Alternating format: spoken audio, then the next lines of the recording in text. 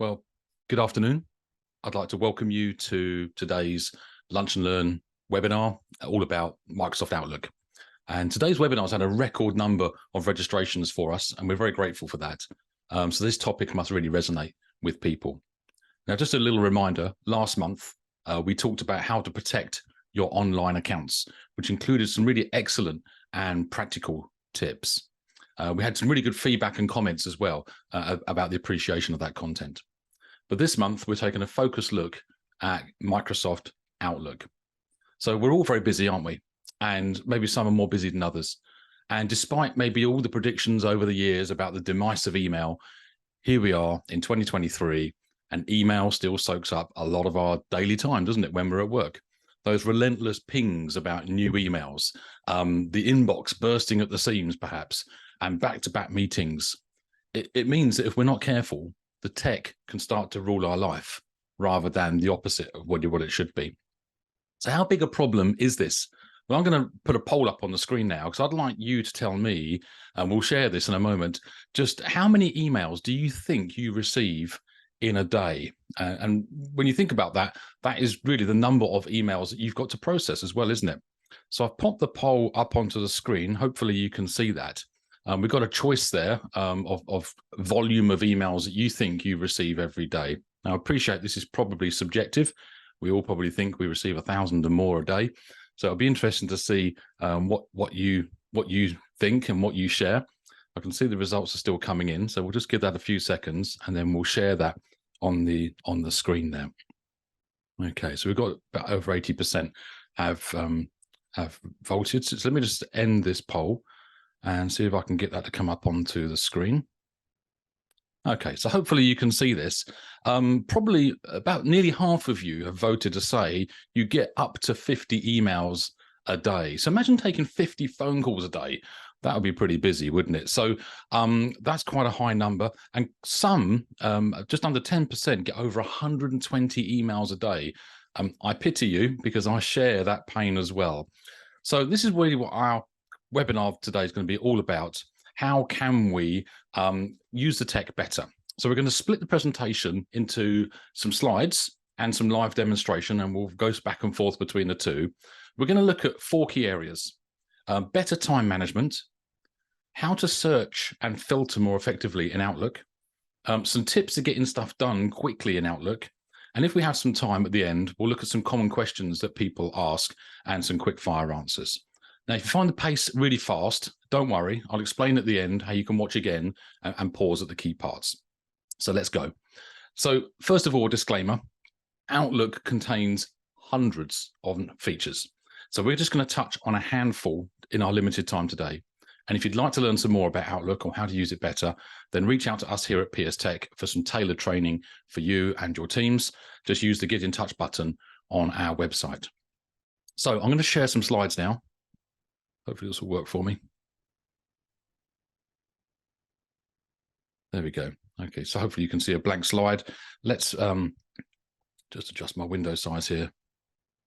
Okay, that's great. So, better time management. So this is going to be a few tips here about how we can use Outlook to manage our time better. The first one, I think, is a little bit obvious, but one maybe that we don't often think about, and that is don't leave Outlook open during the daytime. Either leave it closed and have regular intervals through the day where you check your emails, or if you must leave it open, then you can turn off the notifications that pop up on screen or the sounds that happen to enable you to focus better on your time. We'll look at that in practice in a moment. We have a feature in Outlook called the focused inbox and conversation view. So use those features to help reduce clutter on your screen and help you to focus on the important emails. We'll look at that. Another tip here is to use something called work offline mode. Now, this has multiple benefits. The main benefit of working offline is that no emails are coming in, but also means no emails are going out. But it means you're not getting distracted by new messages. And we'll show you how to do that. Now, when it comes to how we manage our email and file things, the best practice is to create some subfolders. But rather than do this on customer name, project name, internal departments, all this sort of thing, instead, base your folders on your action for that email rather than the topic that it's about. And this will help you to manage your time better, and it will keep your inbox clearer as well. Now, Microsoft recommends something called the 4Ds. What are the 4Ds? Well, when you're reviewing an email in your inbox, you've got a choice. And we'll start with the most important one first of all. Delete it. Probably over 80% of the emails you get are really not worth keeping, or they're information only. So it doesn't need to be stored. Probably not. So delete it. And empty your recycling bin regularly. Often we see people using the recycle bin as a bit of a buffer, just in case they need to get it back. Well, if you're using Exchange Online or Microsoft 365, you get 30 days to recover items that have been deleted from the recycle bin or purged as such. The next D is to do it. It's an action. So it might mean you've got to reply, you've got to respond, or the action could be just to file the email. The third D would be to delegate that email. So the task in there, you might want to forward it to someone else. And then you can flag it in your inbox to say, maybe I need to follow up on that, make sure it's done. Or you trust the person, or it's pretty minimal. I just need to delete it now. Go back to the first D. And then finally, defer it. So flag the email for review. Don't spend any time on it right now. It's not urgent. I'll come back to that. So you can flag it, you can categorize it, and you can file it. So remember the 4Ds. We'll come back to those towards the end. Now, when it comes to folders and filing, we'll talk about that in a second as well. So another good tip here is when a lot of emails you receive and I receive, we just CC'd on the message. Someone's copied us in for our information. There's no action required on our part. Well, we can use formatting or conditional formatting in Outlook to highlight those emails so that we know they're not the important ones. And I'll show you how we can do that in a good way. A good tip here is to block time in your calendar. Now, you might want to block time to check your emails, but you might want to block time for other things as well. So it may be you need time for doing billing. You might need time for responding to emails. You might need time for meetings or for working on custom projects. If you block your time in your week, it doesn't have to be 100% blocked, but times where you're focused on that task, where you can close Outlook or close Teams as well, and you can get stuff done and be productive. And that has a really good feel-good factor as well. Another tip is reduce the amount of internal email that you're sending and receiving. Instead, if it's just general chit-chat about a particular topic, well, use Teams instead, and that will keep your inbox clearer. And Teams will help you to do that instant messaging, get fast responses rather than burying someone else in an inbox abyss as well. And finally, our final tip on just simple start things, unsubscribe from what you don't need. Or if it's junk you can't unsubscribe from, block the sender. We'll show you how to do that as well. You might want to create a subfolder specifically for newsletters. So you move them out of your inbox. I want to come back to those and read those later, so we can move them to an area where we can review them when we've allocated some time to do that. So what I'm going to do now, I'm going to jump over to our virtual computer here. And we're just going to go through these steps now, one at a time. And starting with number one, if you remember what that was, it was leaving Outlook closed. So here's my computer and Outlook's not open. So there we are. That's how we demonstrate that. Let's open Outlook on our demonstration computer. And we'll look at the focused inbox and the conversation views. So right now we're looking at the inbox here for John Smith. And I've got a number of unread messages here, which I need to put some attention to. But not all of them necessarily are important. So in Outlook, I can click on the View menu here, the View tab, and we have an option here. Actually, let me just leave my tabs showing. Press that button again. There we go. So Show Focused Inbox. When I click this is like a toggle. You can turn the focused inbox on, or you can turn it off. When we turn it on, our view changes up here. We can see emails that Outlook considers are important to us under Focus. And if I click on Other, these are emails that Outlook considers are not important. And this trains. So as you move emails, you read them or you just delete them, Outlook starts to learn what's important to you and what's not. So that's already thinned down the number of messages we've got to look at marginally. The conversation view goes further. You'll see there's a bit of a conversation going here with Fred. So in the same view menu, we've got Show Us Conversations. Let me turn that on. This is a bit like how your iPhone or Android phone might work with messages. I'm going to turn it on for this folder only. And you'll see here now that this conversation with Fred here about the project catch-up has got a little arrow next to it. So I've reduced my view down, because if I click that little arrow, that conversation will expand out. And I can see here Fred's original email. He wants to meet tomorrow at 10.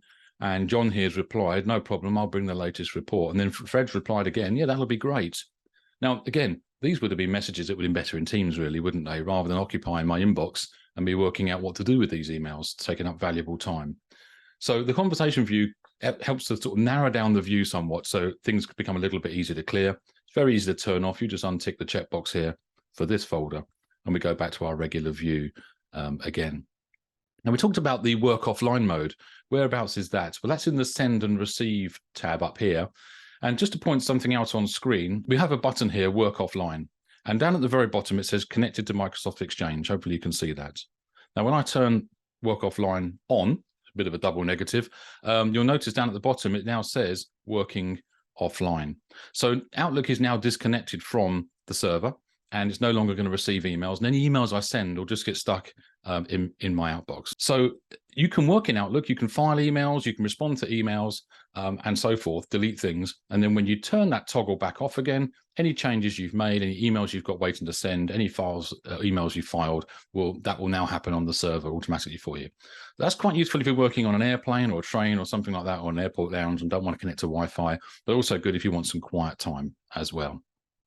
Okay, so we've looked at working offline. Now, talking about folders, we talked about creating a folder perhaps for newsletters. Well, good practice says we should have folders based on actions. So what type of actions would we be talking about here? Well, maybe I would want to create a folder under my inbox here by right-clicking, choosing new folder. And I might call this particular folder here reference. Okay, this is the stuff I'm going to file for later. Stuff I don't really need in my inbox, because my inbox, I should view that as my to-do list. Reference is stuff that I want to keep, but I want to come back to later. But I might want to create another folder, one called personal. Now that could be personal as in personal, or it could be personal related to me at work. So that was something you'd need to decide how to use. We'll create one more folder here called newsletters. Those two we created at the beginning there, personal reference, is considered but good practice to have. Now we can move any emails we think, well, actually, I just need to keep a copy. So one here from Keeper, I'm going to file that here in reference. I don't really need that in my inbox. The Microsoft Viva one, oh, thanks, Microsoft, but I don't really need to read this. You know what? I'm just going to delete it, the first of my 4Ds. And very quickly, you can start to clear your inbox down. Anything that might be personal, then we would drag into the personal folder. So rather than having lots of folders, as we said, keep it to a minimum, 2, 3, maybe 4 maximum. So we talked about the 4Ds, didn't we? Delete it, do it, delegate it, or defer it. So we'll look at how we do that over the coming few minutes. Now, we talked about as well how we can format the inbox so that emails that we're CC'd on, for instance, are not shown in the same way as normal emails.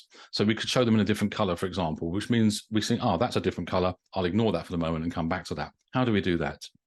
Well, from the view menu here, we can go into what's called view settings. If I click on view settings and then go to conditional formatting. And I'm going to create here a rule for conditional formatting. So I'm going to click on add. And I'm just going to call it where I am CC'd. Okay. And I'm going to click on the condition. And if I can now click on where I am, and from here choose on the CC line with other people, and then click OK. And now finally, I'm going to change the font. Now I can actually change the actual font and the boldness and so on. I'm just going to change the color. Now, some people say, I'll mark it in red, but that's quite a bit of an action. You might want to mark it, say, in silver or gray. Let's choose gray. And now click OK. And then we'll click OK again and OK again. And now you'll notice here what's happened in my inbox here. The email at the very top here from Fred is now in a lighter shade of gray. And that tells me that email wasn't sent to me. I was actually CC'd. Let's look at that. I'm going to click on the email here. So I can see from the conversation flow, Fred that sent this email to Bob. And John, me, was CC'd. Hi, Bob, I'm traveling. Can you arrange me a hire car? So I don't really need, I'm not interested in that necessarily. I've clocked that later on when I've got some time, and that's now allowed me to save time and come back to that email later on. So that's quite a useful thing, is that conditional formatting. So that's under the view settings. You can very quickly change the color or even just delete the rule as well. So you can change the color here. If I delete the rule, put Outlook back to how it was, my email now appears in black. And we talked about blocking time. That's very simple. You would do that from your calendar here, and you would create recurring time entries in your calendar where you'd want to achieve certain things, and that would tell other people in your business that you're busy as well. We talked about using Teams to message, and unsubscribing as well.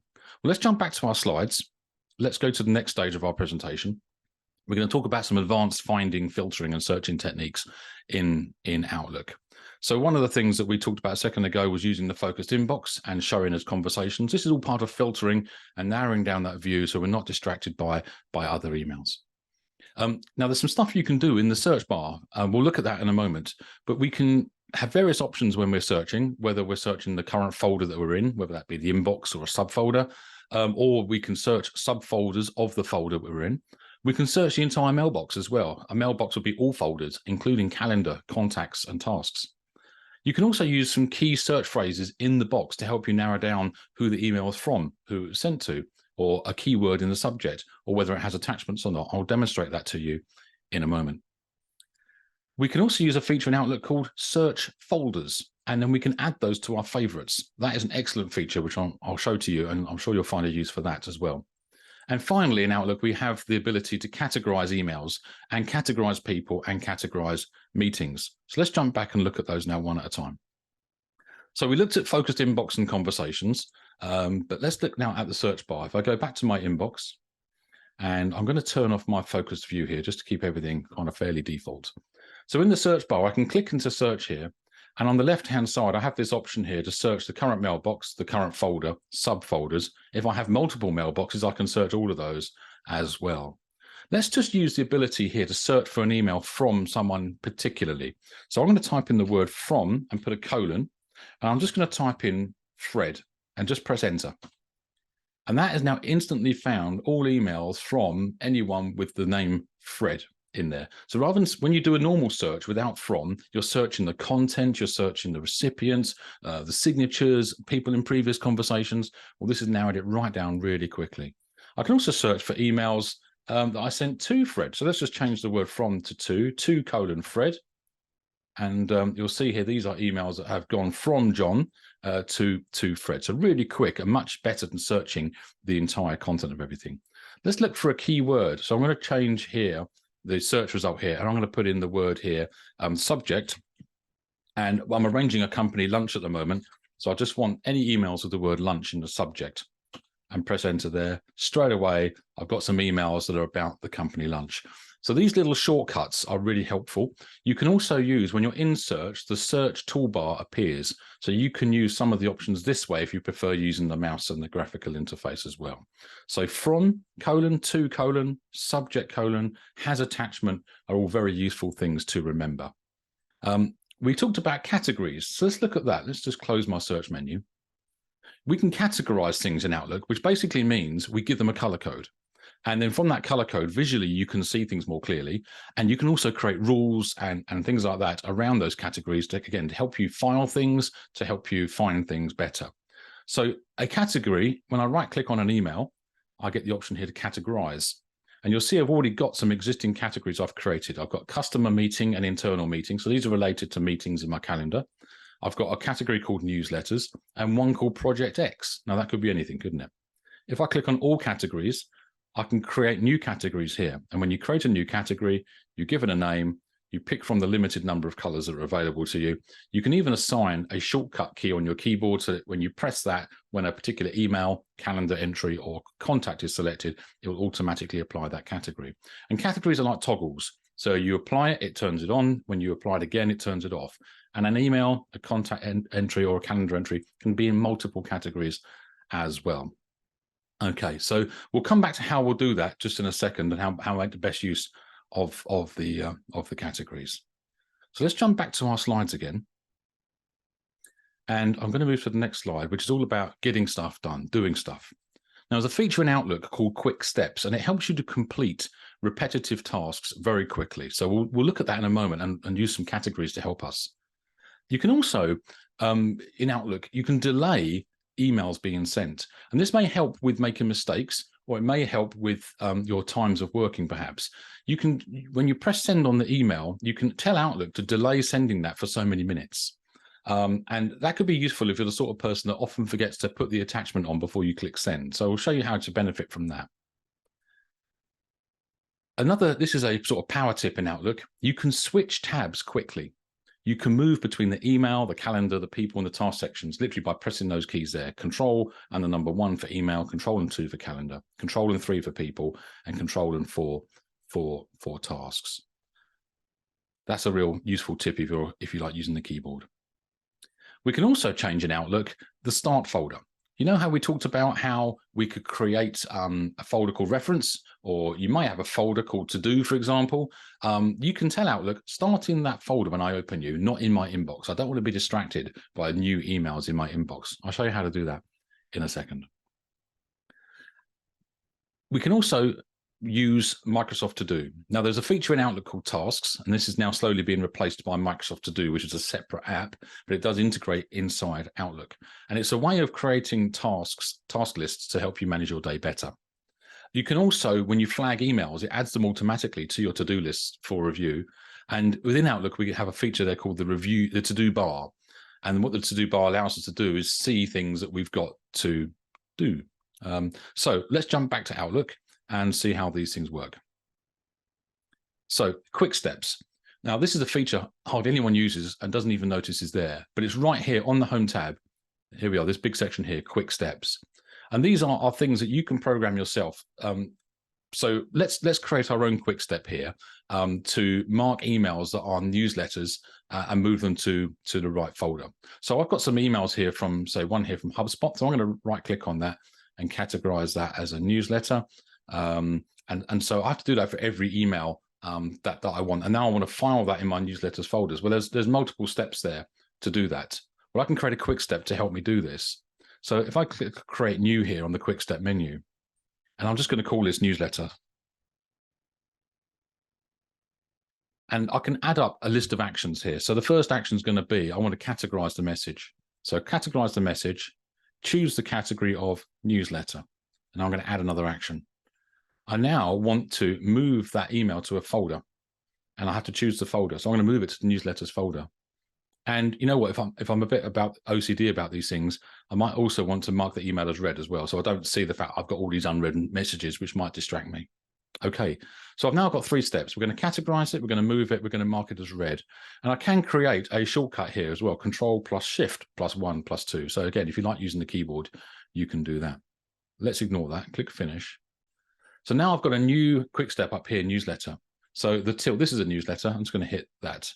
Marketing Brew, that's a newsletter. I'm going to hit that. HubSpot, that's it. And straight, those emails are disappearing out my inbox. Where are they going?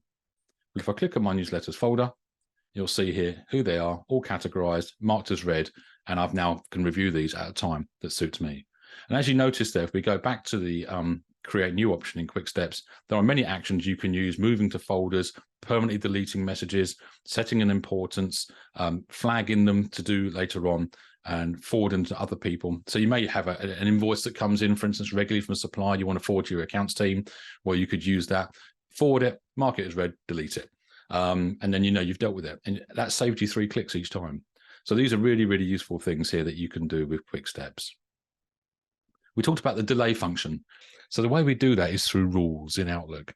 So on our Outlook screen here, we have the rules button. So I'm going to click on that and I go manage rules and alerts. And from here, we don't have any rules at the moment. I'm going to create a rule. So we need to apply the rule on messages that I send. I click on next. And what condition do you want to check? Well, I want this to apply to all messages I send, so there is no condition. So I'm just going to click next without selecting anything. And it will say this rule would be applied to every message. Yes, please. Okay. Second from the bottom here, defer delivery by a number of minutes. So let's tick that.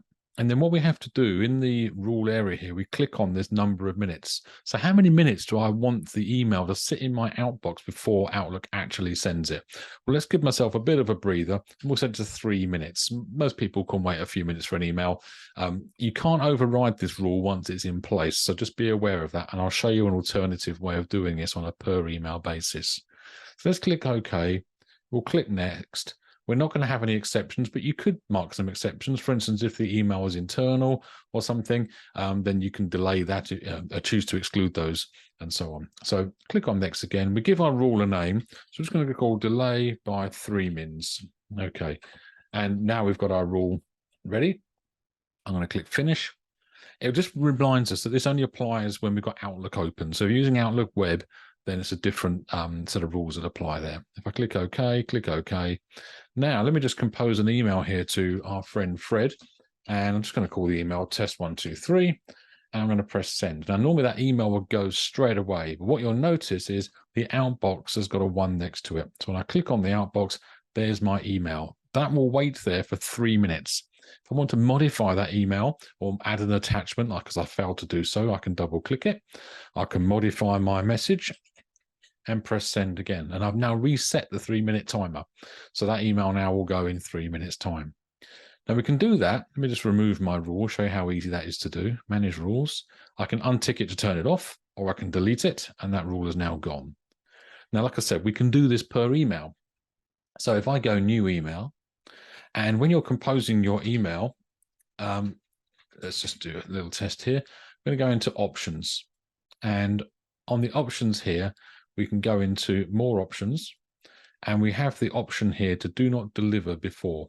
So I can specify the actual time that the email will attempt to be delivered. So I could say, don't send this email until tomorrow at, let's say, 1400 hours. Okay, click on close. That's now set. So when I hit send, like so, the email will sit in the outbox until that specific time.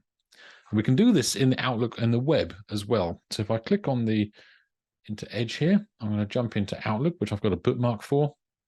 And the experience is slightly different here. When I click on new email on the web version of Outlook, the send button has a useful little drop-down arrow next to it. And when I click on that, I can schedule the send of my message. So it gives me some suggestions. So if you're working over the weekend or an evening, you don't want to let people know you're working out of hours, do you? Because they might expect you to respond. So you can specify a day and time that you might want your particular email to be sent. So I could say tomorrow morning at 8 o'clock or at 9 o'clock or whatever your preferred working times are. Press send.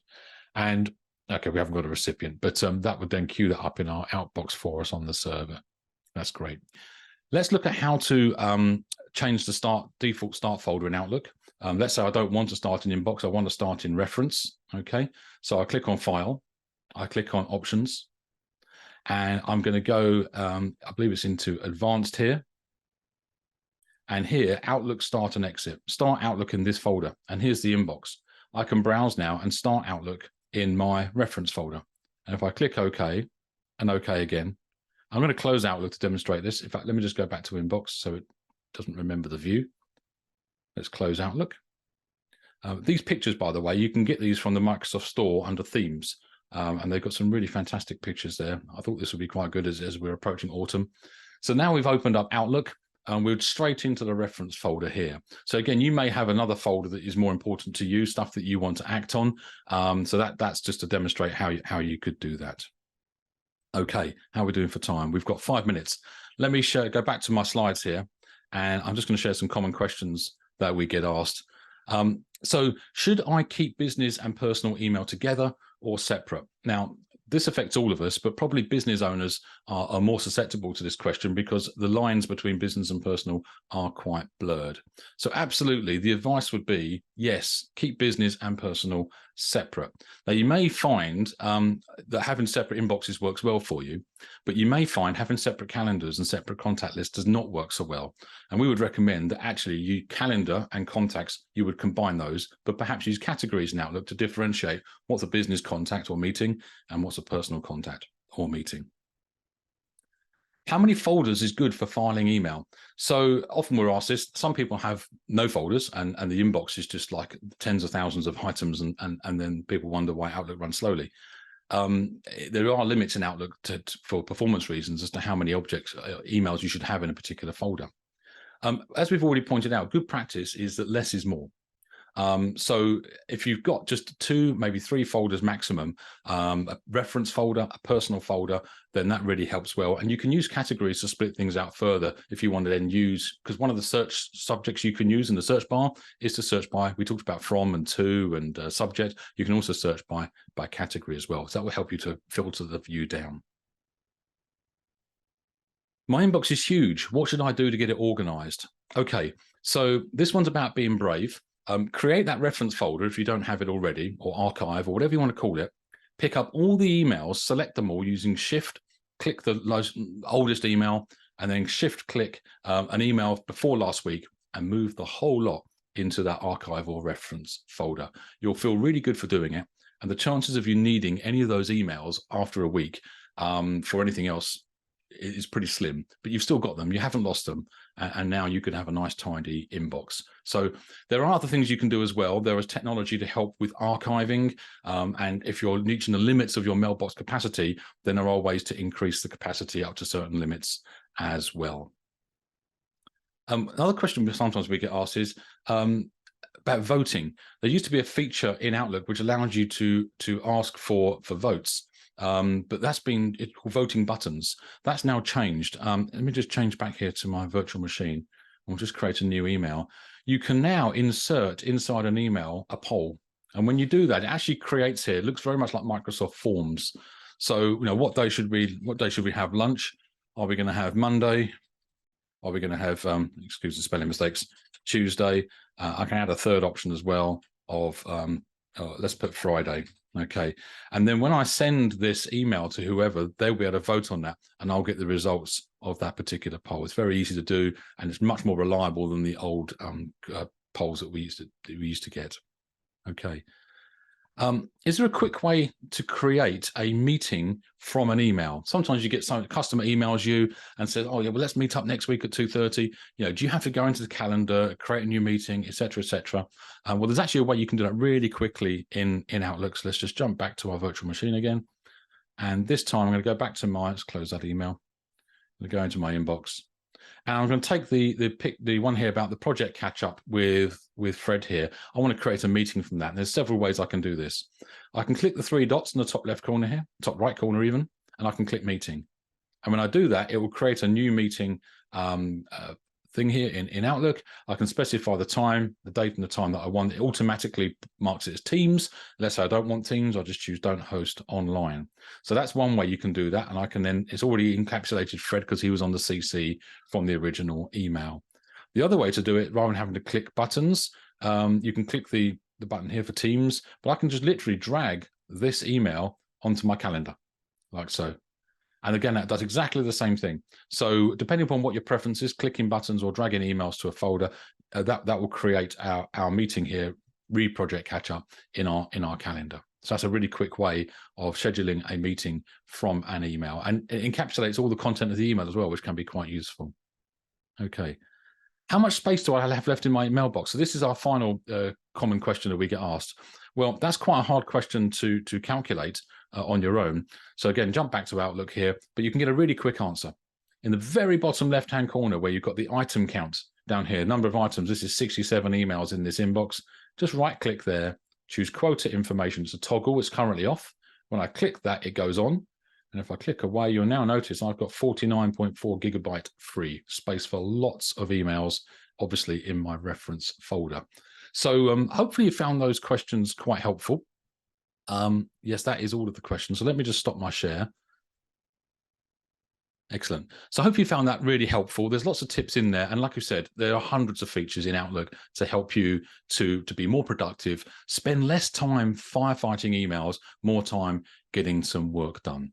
So we'll post after today's webinar, we'll follow up in the next few days with a link to the recording of this. So if you missed any points, look out for that email and then on there will be a link to watch it again, and you'll be able to pause it at those key points with the slides or the visual demonstration that we did. So look out also for the topic of next month's webinar. That escapes my mind as well at the moment. I've yet to have some lunch. There's a bit of brain fog going on. Look out for that. It's on another practical subject around some of the Microsoft tools that we use. So I'm sure you'll want to benefit from that. Thank you very much for joining us, and we look forward to seeing you another time. Take care. Hey, it's Paul here again. Just a little bit of a bonus section on the end of our recorded webinar that we did earlier today. I wanted to cover briefly as well about flagging emails and to do. So this is a bit of a bonus section on the video. I'm going to share my screen now and we'll jump straight into those points, and hopefully you'll find this useful as well. So let's just review what I'm talking about there. In Outlook, there is a feature called Tasks. And when we click on Tasks, you'll see here, there's some suggested ones that Microsoft have put in for us. But you can create new tasks. And to be honest, this feature in Outlook's been around for a long time. It's a bit clunky. Let's say send project report is my task. When do I want to do that? Well, I can specify I need to do that around tomorrow, and I can specify a priority as well. And if I'm part of the way through this particular task, I can set a percentage complete and give myself a reminder as well at 8 o'clock to do that and save and close.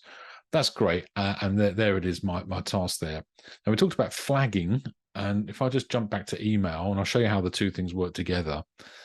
Let's take, for instance, my email here. Fred wants a project catch up. Well, I'm going to flag this because I want to work on this later. I don't want to be jumping on this now. It's inefficient of my time to be doing that. I haven't blocked time for dealing with this right now.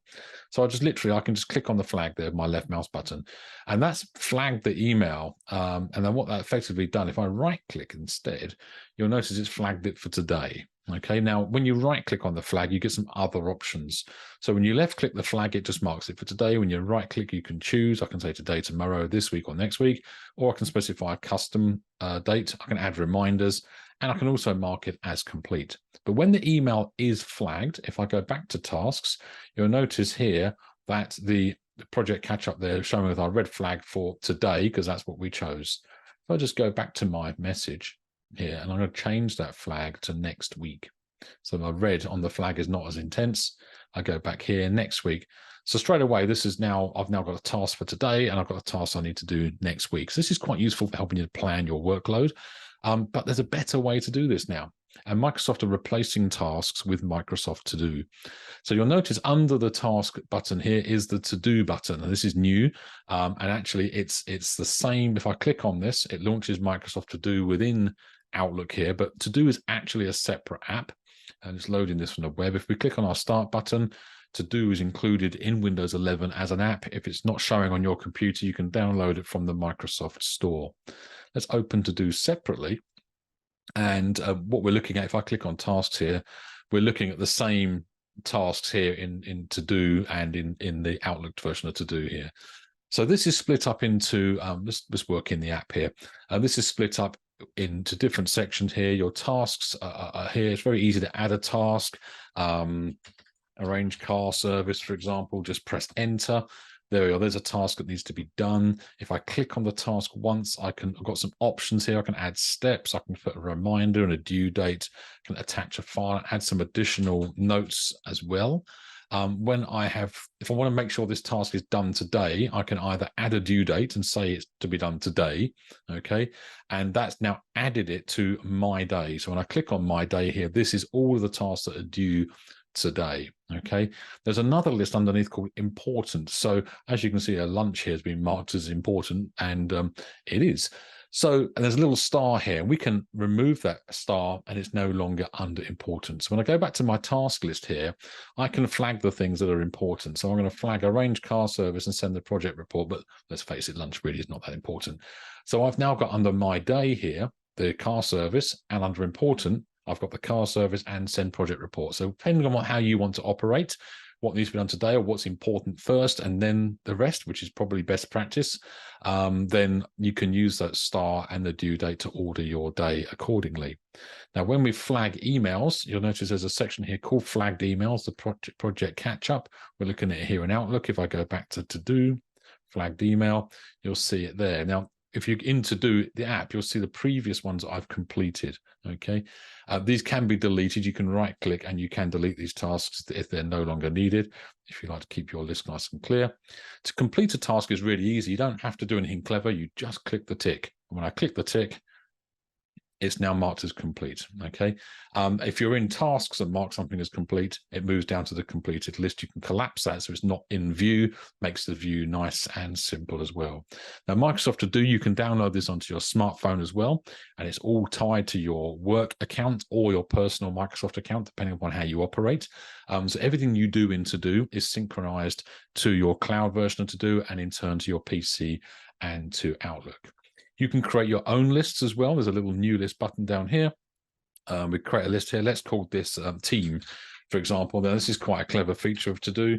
This can be my team to-do list. So we could have project meeting is one thing we need to get done. The next thing we need to get done probably is the proposal for the customer, and so on. And I can edit these in the same way that I can edit my existing tasks. So I can add my due dates. Let's say we need to do this by next week, and I can assign it to people as well, create links. What I can also do with my list here, I can right click it and I can share the list. So anybody else in my organization using To-Do, we can have a shared to-do list between us. And that is a way that we can manage our project tasks. It is very simple and very basic. So I wouldn't recommend it as a full project management tool, but either using To-Do for something super simple, or alternatively, outside the scope of this, Microsoft Planner, which is part of your Microsoft 365 subscription, would enable you to do something with a bit more meat around it and some notifications and like a shared kind of view online. But To-Do is very good for simple task management, and it's really satisfying to add your tasks or flag your emails so that they are added here.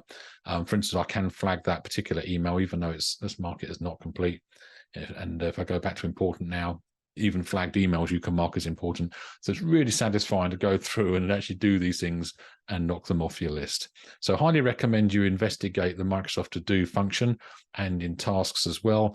And hopefully you found this. Let me just stop my screen share.